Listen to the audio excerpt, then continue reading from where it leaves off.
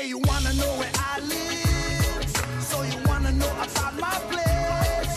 Don't take it from the TV, it only shows the ugly side of my face. Take it from the south. I taku taha Maori, ko ngā puhi rao ko Ngāti Whātua ngā iwi, ko ngā toki mata whaoroa te waka, ko Ngāti Manu, raua ko te uri o tai, ngā hapu, a ko pomare te tangata. I te taha Hamoa, ko Savaii te mautere, ko sāpapali I te iwi. Ko ahau te māngai o te whānau papali'i no Aotearoa, e haere ana ki Samoa ki te tūtaki I te whānau papali'i no Savaii. Ka moia Tom papali'i kia Coralie, a ka puta ko James. Ka moia James kia Vanessa, ka puta ko ahau. Pautoa renata tainui papali'i, te pōtiki o te whānau. Ko ahau te waka wairua, e hari ana I te wairua o tōku tūpuna a Tom papali'i, ki te wāhi tipua ki Savaii. Mā te wā ka tūtaki te whānau papali'i o Aotearoa, kia koutou te whānau o Savaii. Nō reira, tēnā koutou, tēnā koutou, tēnā rā tātou katoa. Take me back to the island.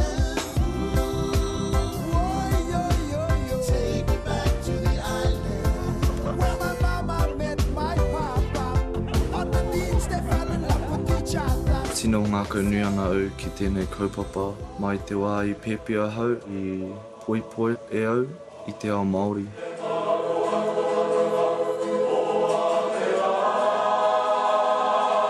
He kōhau ki roto I taku manawa, kaore au e mōhio ana I te reo Hamoa, ko taku tūmanako kia tūtaki I taku whānau, kia ako I ngā kaupapa Hamoa.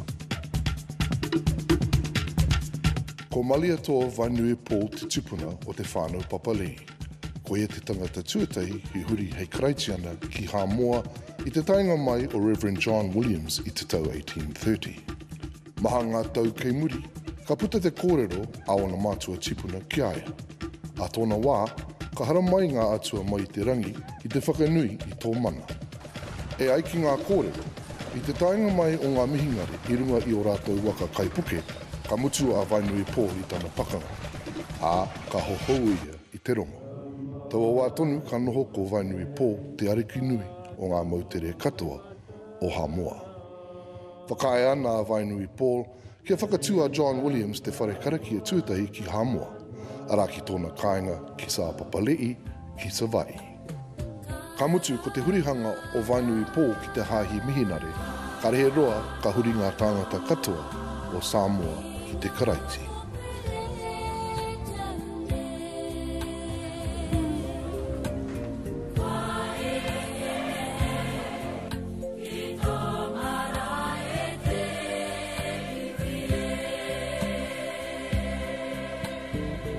Kei te kōwhiri mātou I tētahi whakahua hei haria ki Samoa. Nō reira, whiua mai ngā whakaro. Do we want one of just him or him with the family?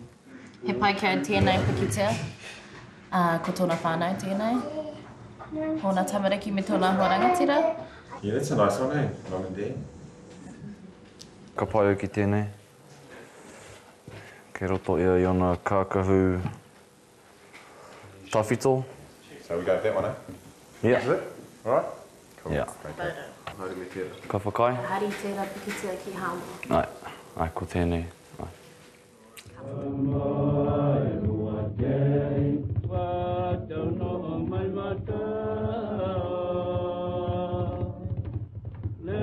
Ka whānau mai a Tom Pautoa Papalei I te tau 1930, I Apia, I whakatipu ia ki sa Papalei Savaii.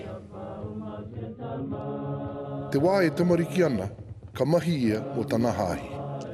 A ka tae ia ki te rua tekau tau, ka manene ki Aotearoa, I te tau 1950.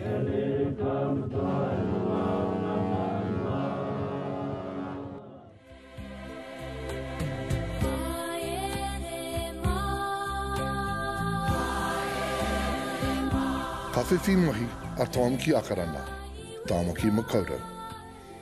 Ka hokono ia I tana motoka tuatahi.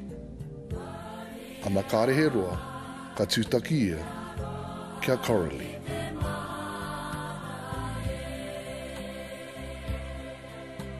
Ka moe rāua, a ka puta, ko toko whā, o a rātou tamariki.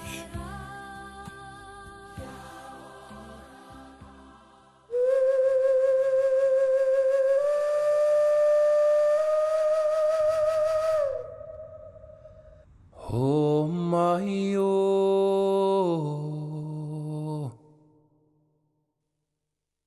ringa ringa O te whātalofa atu, I le pai ia, maolonga o le tātou aso. Kei te haere māua ki Samoa, ki tō haukainga o Sapapali'i. Ki reira, ka haria māua I tō wairua, I runga I te mōhio kei kora koe e manaki ia māua I tēnei haerenga. Hei hiki ake I taku ngā kau.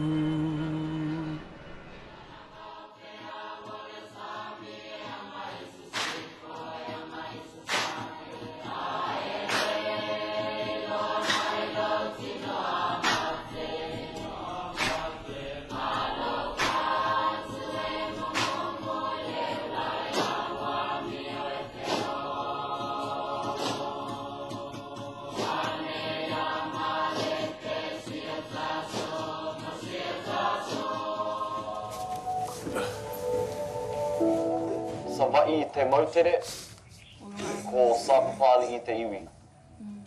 Ko hau te māngai o te whānau papali'i no Aotearoa, e haere ana ki Samoa, ki te tūtaki I te whānau papali'i no Savaii. Ko te tūmanako ka hono tahi tātou, hei waihotanga mō ngā uri whakaheke. Ki taku nei moihio, ko Maori Television te tipuna, ka heke kia tautai o le ua, ka heke kia salima, kia pautoa, a ka heke kia tōng papali'i. He kaupapa anō tā mātou, kua hau te waka wairua, e hari ana I te wairua o tōku tūpuna a tōng papali'i, ki te wāhi tipua ki Savaii. Nō reira tēnā koutou,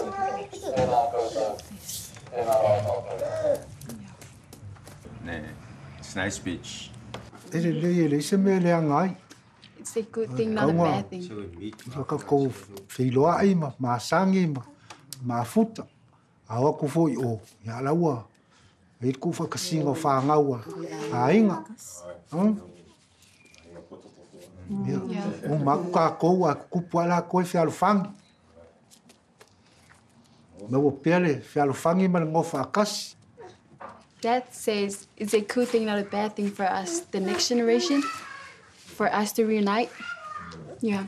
Kala ia whairo ka mā, pali tam, sa ole leia al ngawhanga ka kuaing, sa lima, Poutoa, Tom, James, ia, pei whaila pali Nehemia, o au, a solo I whanau. Ngaia. Tai lava. Yeah, thank you.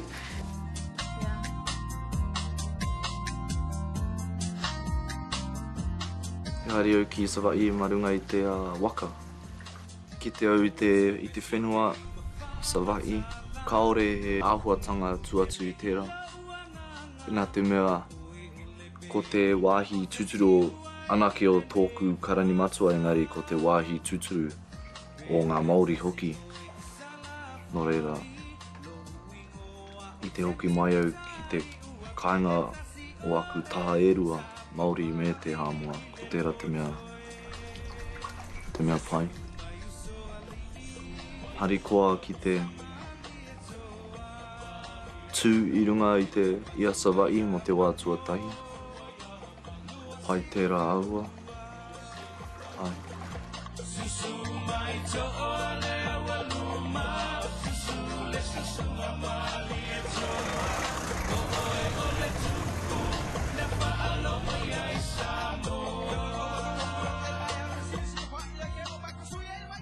I te hikoi au, ki roto o Māuta Pautoa, ko te tangata tuatahi I tūtaki au, ko Samu, ko ia te matai o te whenua o Savaii.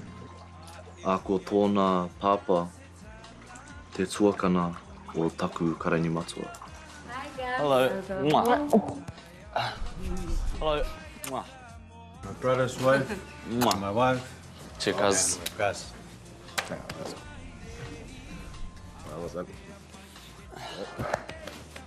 Awesome. Te ingoa o te whare hui ko Māuta Pautoa, a ko te minenga o te ingoa Pautoa, e hāngai puana ki te whenua o Savaii. Welcome home, us. This is your family, where you come from, Savaii. It's our land, our house. In name of great grandpa, he names you Pautoa. O mari toa wainu pōro nā tari tau tai ua. Tau tai ua lo nā tari sā lima. Sā lima lo nā tari Pautoa. He ingoa e o le maota nei Pautoa. Ia Pautoa lo nā tari pari tau. Tamā James, hapea mao pari nei mia. Ni tamā lea. A tēnā le hainga punga mai suri o wainu pō. Ari e toa wainu pō. Ka ko ainga ngā. Yeah, welcome home.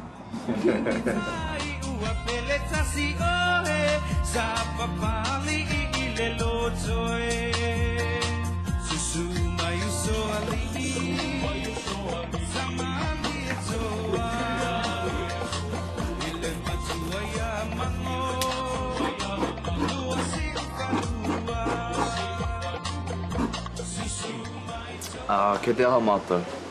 Alu popo, alu popo. O makakau e maua ia le pepe. Mo te aha? O kakau. Ia, whaila i o le duau, mai lau duau. Ia, me whele whausi. Malo. I tukuna Samu te mana kia tua, ko ia te kai tohu tohu. I whakātu ia ki au ngā momo ngā tūmomo mahi hei whakarite I te umu. Ki mai a Matias ki a hau ko te rākau kokonati, te rākau tū atu I ngā rākau katoa o te motu, te rākau rangatira. Nui ngā mahi me tēnei rākau, tuatahi te kokonati, te inu, te kai, mai te kokonati he taura, te miraka no te kokonati, nui ngā āhuatanga mai te miraka. Tērā pia he rongoa, he kirimi, mo te kiri mo ngā ngutu, he pūrini hoki.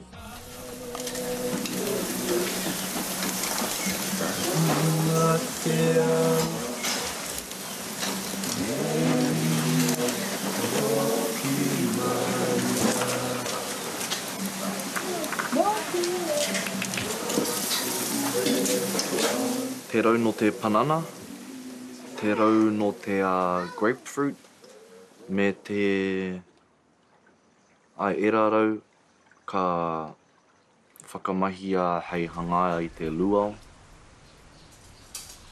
Ka porohitatia ngā rau, ka whakaurua te kirimi kokonati, ka purua ki roto I te ahi, reka ronga.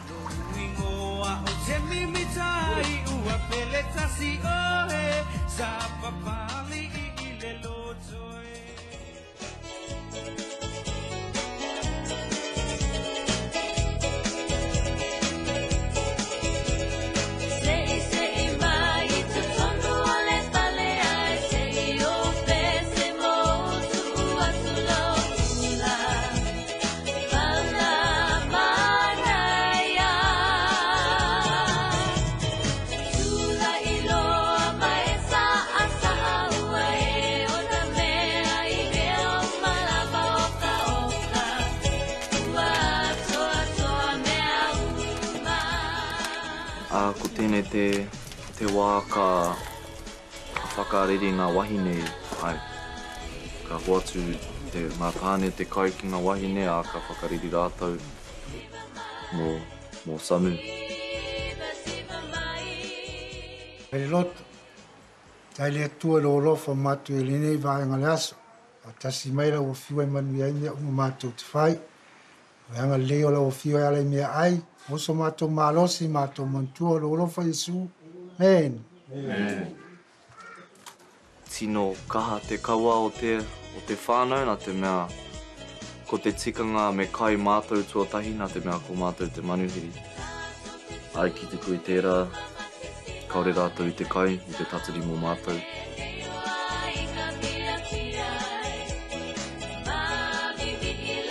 Tino pukumahi hoki a Saniva, me ngā wahine. Nui te aroha mō rātou, nā tō rātou manaakitanga. Ia mātou e kai ana i te pupuhi te hau ki a mātou. Ohorere tērā, nui te manaakitanga. He rangatira o hoki a Saniva, i roto i tērā whare. Ko ia te kai kōrero. Te kai whakamārama, ai.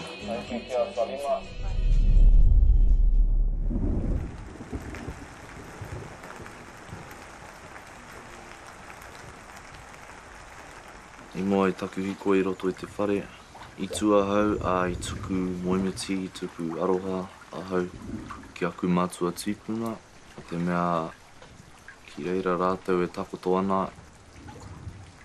Ko tēnei te wā tuatahi kei te tūtaki rātou ki a Tom.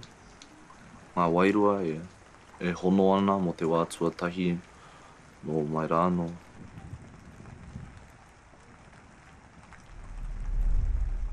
Uru au i roto i te whare a tāhua rawa te wairua ne. I mohi au, ko tēnei te mea tika, e hara i te mea kino na te mea ko te aroha noiho, te āhuatanga. E hiko au i roto i whakairi au te whakaahua o taku karani i runga i te pātū. E aro ana te whakaahua ki a Nemea, te matai i mua mai o Samu. Ai. Whakataka te hau ki te uru, whakataka te hau ki te tonga. Kia mā kinakina ki uta, kia mā taratara ki tai. Kia hiake ana te atakura, he tio, he huka, he hauhunga. Tihei mauri ora. Ki te whānau, ke konei ina ainei, a tēnā koutou, ko tēnei te mihi maioha, te mihi aroha ki a koutou. Mai kore ko koutou, ko kore tēnei kaupapa e ahe ana ki te tū, no reira tēnā koutou. Ka huri ki te kaupapa o te rā. Te kaue mate o tōku koraua, a Tom, papali'i, te whakahokinga mai o tōna wairua mai i Aotearoa ki tōna wāhi tūturu o Savaii. Ki konei ka tau tōna wairua, mo ake tōnu atu. Nō reira, tēnā koutou, tēnā tātou katoa. I te koko mako, o te hautapu i te kaina matariki. A parairei a koe a tapa, a pakononu a koe an, tuku wahi au hei! Katu te, hei katu te wana. Oi runga i te rangia, tui honei, hei!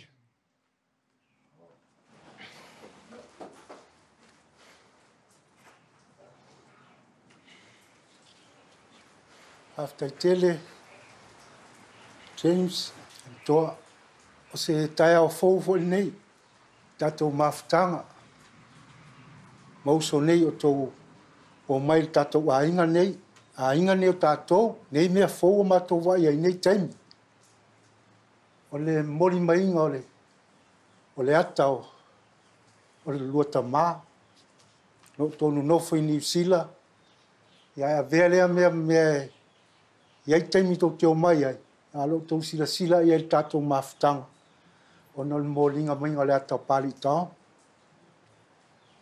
mo le atu ai le agaga o le faafetai ma vai atu isi tupulaga ia lo faasolo mai isi tupulaga ia maua pea le mafutaga fiafia ma le fealofana tupu ae o atu foʻi New Zealand tou mafuta a pena foʻi loo mai nei tatou mafuta e moli atu ai le agaga o le faafetai aʻu nei ma le fanau i lenei mea tāua afetai foʻi mo le siva atoa tai foʻi mo uso nei tou mafuta auale puʻega o lenei ata e faafetai atu ia te oe ma le atalii ona o lenei mea alofa utuuina mai tonu o le tatou fale ani nei o Palitao alineimia tatou uma tatou fanau afetai tele lava o talaga le avatu nei tulā afetai tele lava le alofa le aga lelei Ia pepe se tatou nei whamanu ma whawhetai ia o I taku titiro atu ki a rātou, mo te watuatahi ai ki te au i a hau anō. Ngā momo tuahuatanga pera ki te ihu. Ngā karu, te kara o te kiri, me te tinana hoki, te tinana o tua.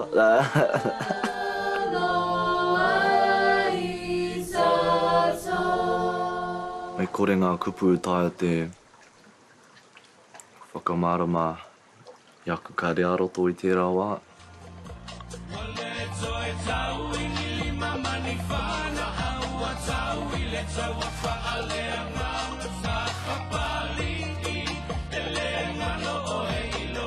Tino mahi kaha aku whanaunga. Ia rā, te whakatō kai, te hopuna poaka, ngā mahi o te tāne. Tino pai te kite, nā te mea. Ko tērā te ngā āhuatanga tūturu, awa tātou mātua tīpuna. Tino ori te ngā kawa, te manaaki tangata. Engari, kaore he manaakitanga tuatu i a rātou.